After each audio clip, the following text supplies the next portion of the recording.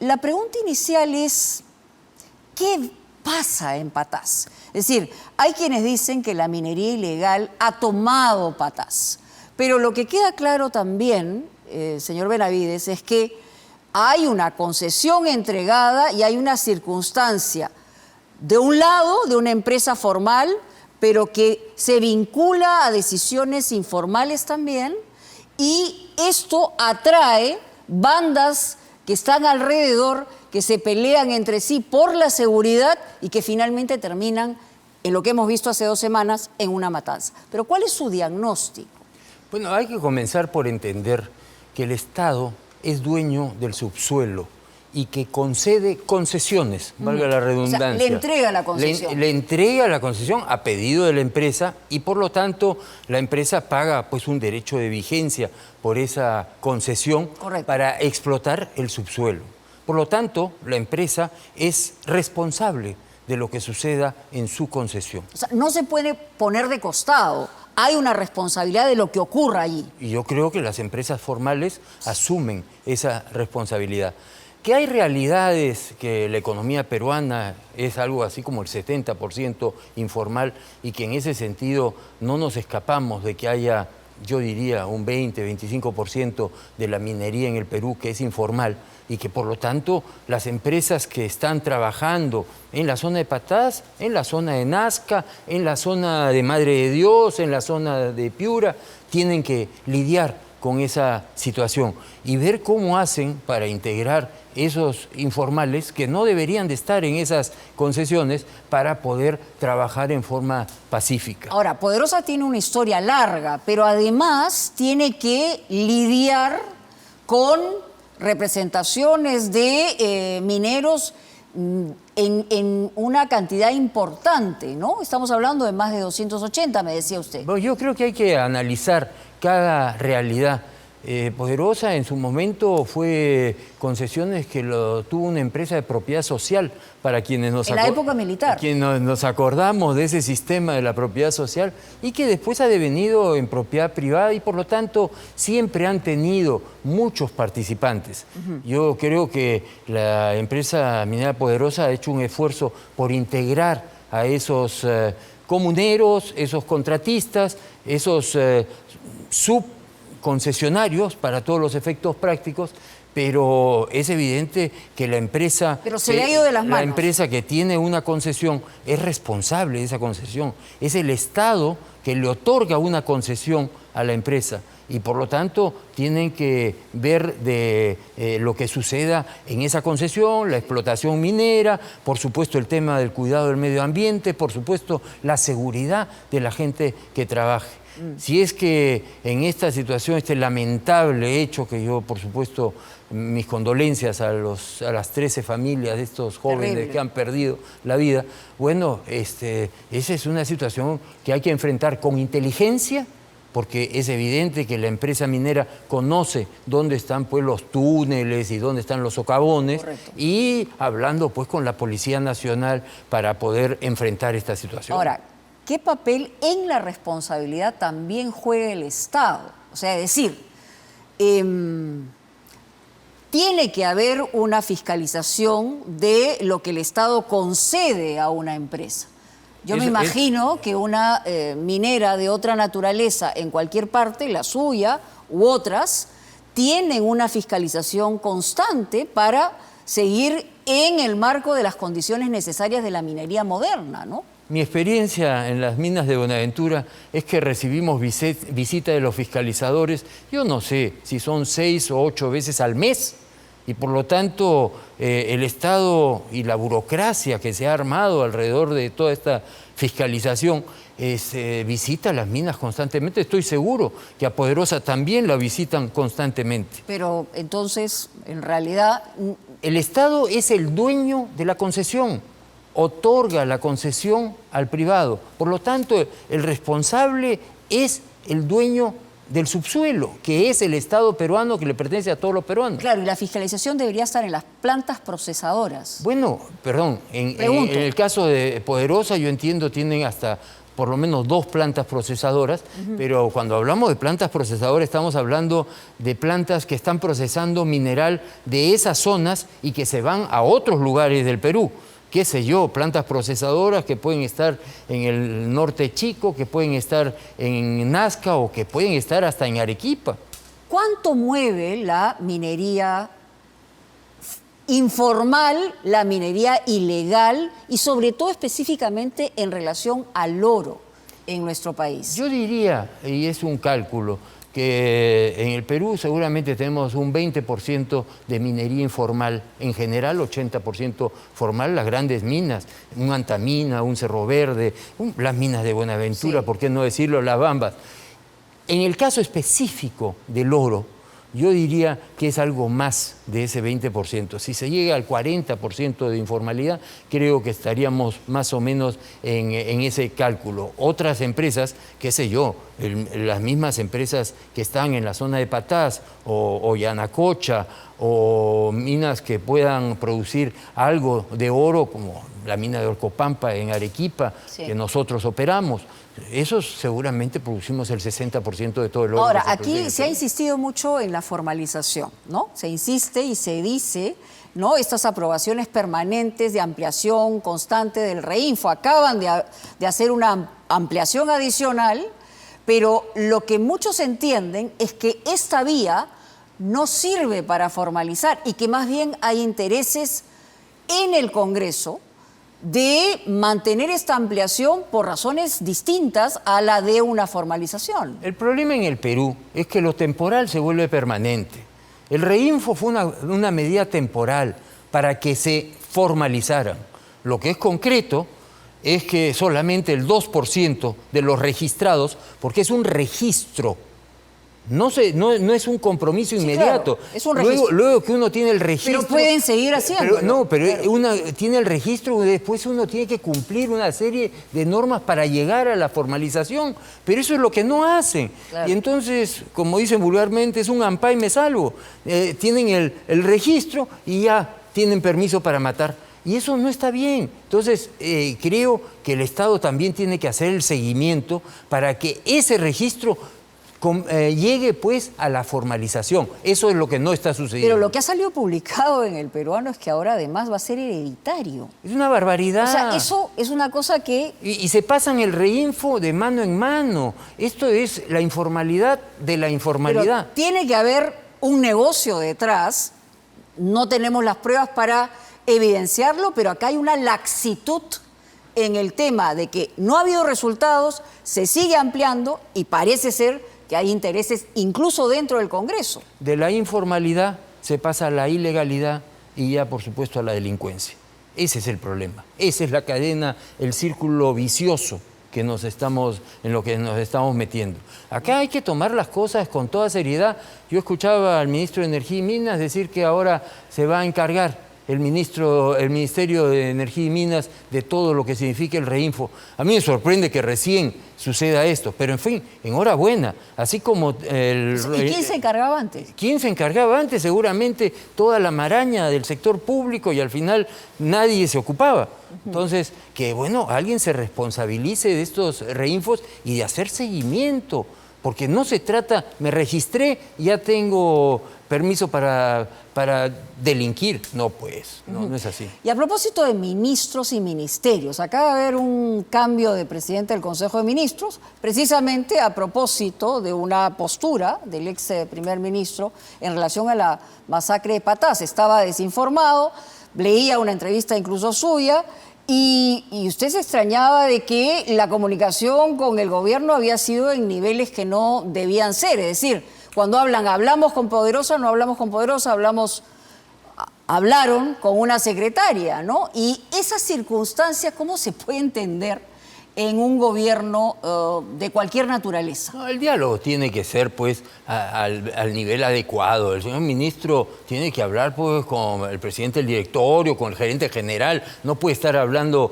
con niveles más bajos. Y menos saliendo públicamente a decir lo que dijo, ¿no? Y sobre todo, pues, eso lo lleva a error. Yo lamento ese error porque eso lleva a confusión a todo el mundo.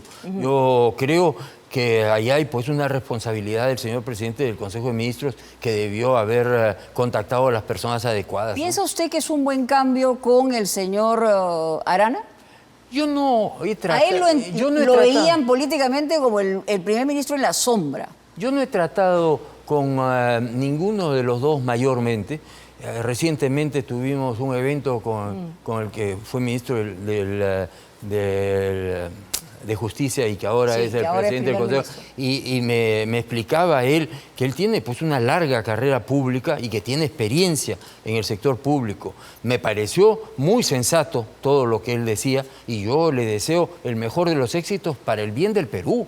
Yo creo que es una persona de leyes que conoce un poco este complejo sistema que tenemos en el sector público y lo que tendrá que hacer es buscar la mejor gente.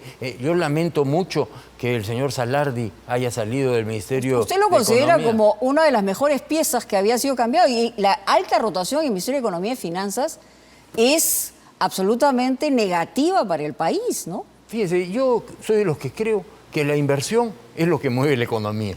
Sí, claro. Yo sé que el déficit fiscal, que por supuesto no pasarse de algunos límites, todo eso está muy bien.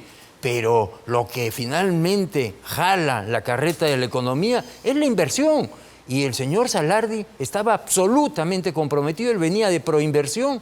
Yo he tenido oportunidad de tratar con él, hombre sencillo, un hombre que se remanga la camisa Pero para no soltaba la billetera pues para los pediditos, digamos, que venían del Congreso o del propio gobierno. Bueno, eso también habla bien de él, eso también habla bien de él. Y si la señora Boluarte no puede mantener a los mejores cuadros, bueno, ahí estamos en un problema.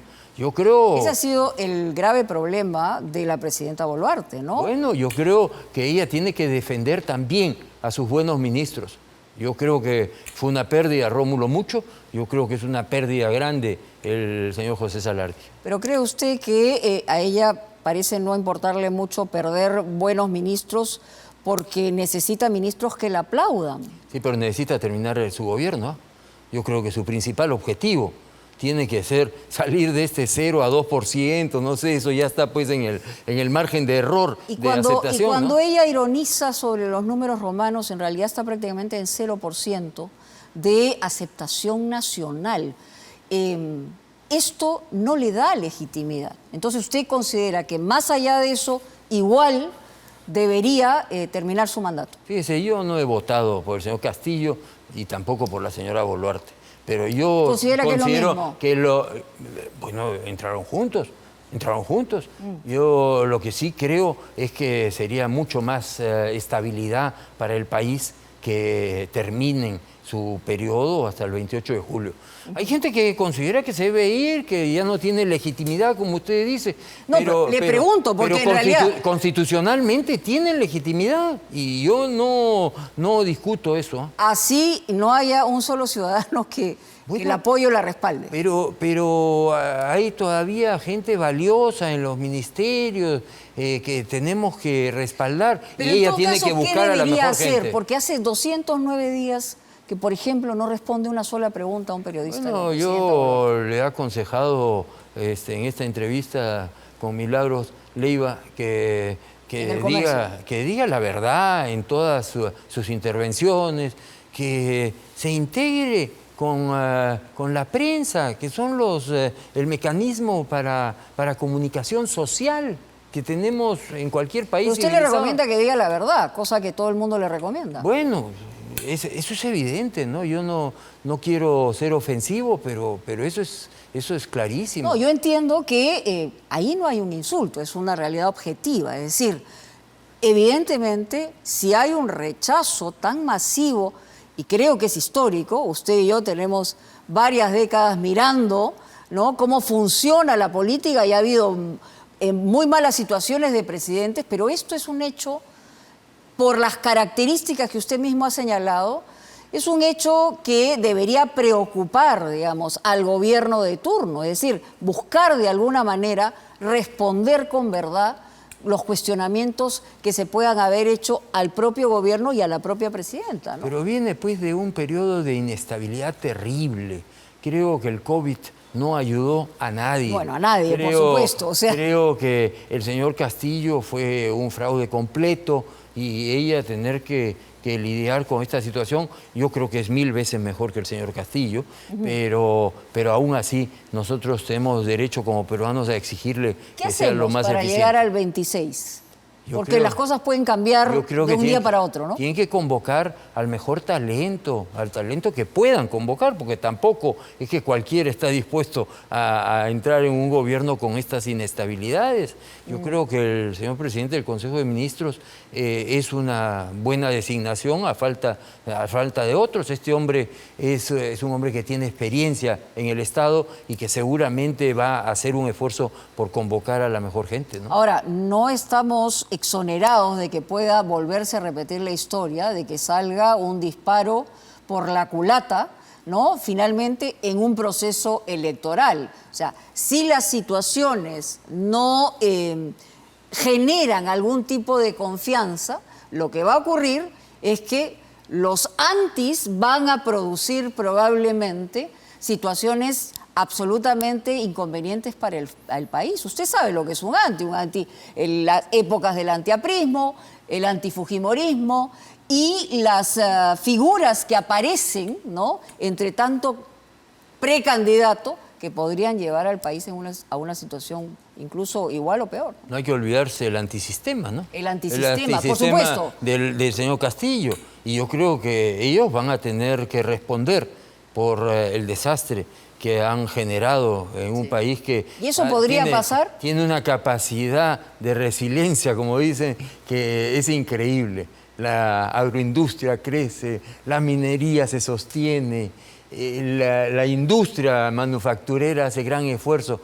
Yo creo, como decía don Jorge Basadre, el Perú es más grande que sus problemas y es mucho más grande que todos estos problemas que hemos tenido que vivir de inestabilidad, porque la inestabilidad política y la inestabilidad económica son lo peor que podemos tener. Estamos casi acostumbrados a eso, o sea, a eso iba yo, bueno, vamos. Que puede aparecer, me estoy poniendo en escenarios, y yo entiendo que la inversión tiene que tener ciertas características, que tiene que haber un esfuerzo de todos para que finalmente se cumplan los plazos, pero la verdad, ha cambiado poco la circunstancia y van a aparecer respuestas del sur del país, que tenemos un sur que está siempre muy molesto con Lima y con el centralismo, y estas precandidaturas que pueden salir antisistemas, pueden salir radicales y pueden salir, digamos, fanáticos en los extremos. ¿Qué hacemos para que eso no ocurra?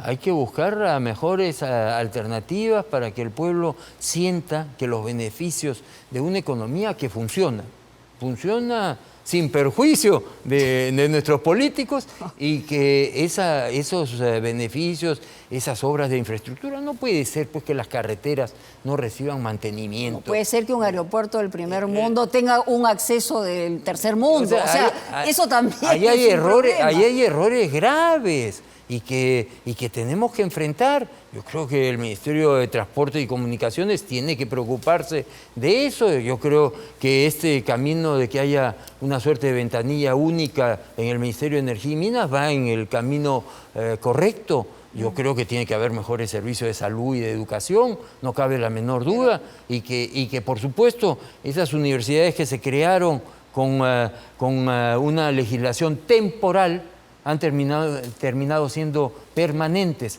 y eso también deteriora a la educación en el Perú, ¿no? Bueno, en fin, ¿usted se va a presentar en política o ya lo descartó por completo? Totalmente.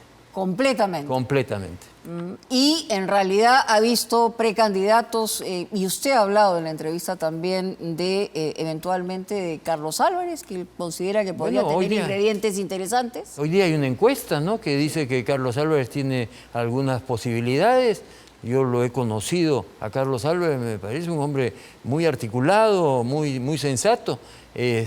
Algunos dicen es comediante. Bueno, el señor Zelensky también es comediante y ha salido elegido presidente de Ucrania. No sé si para bien o para mal, pero en fin, eso tendrán que verlo los ucranianos.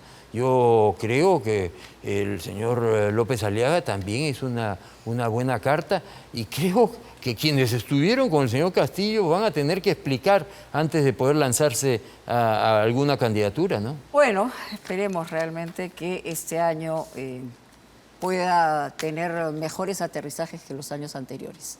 Muchísimas gracias, como siempre, a Roque Benavides. Muchas gracias a ti. Muy gentil.